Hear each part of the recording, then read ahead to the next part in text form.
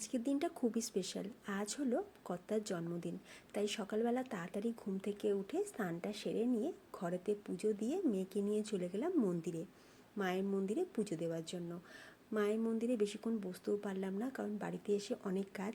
যদিও আমি সবজি আনাজটা আগের দিন রাতে কেটে ধুয়ে ফ্রিজেতে রেখেছিলাম, তবু ওই আর কি, একা হাতে করতে গেলে যা টাইম লাগে। বাড়িতে এসে ওকে তাড়াতাড়ি করে ব্রেকফাস্টটা দেওয়ার পর অনেকগুলো রান্না সেরে নিলাম।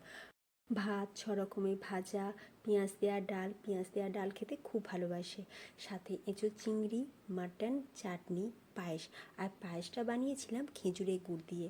শীতকালে যখন খেজুরের গুড় পাওয়া যাচ্ছিল, সেই সময় অনেকটা গুড় নিয়ে ফ্রিজেতে স্টোর করে রেখেছিলাম। বাড়িতে মেয়ের জন্মদিন বা হাজব্যান্ডের জন্মদিন থাকলে বা এমনি সময়ও যখন পায়েস করে খাই, তো সেই খেজুরের গুড় দিয়ে বানিয়ে খাই, দারুণ টেস্টি লাগে। তাই আমার মতন খেজুরের গুড় তোমরা স্টোর করে রাখতে পারো। সব কিছু মিলিয়ে জন্মদিনটা বেশ ভালোই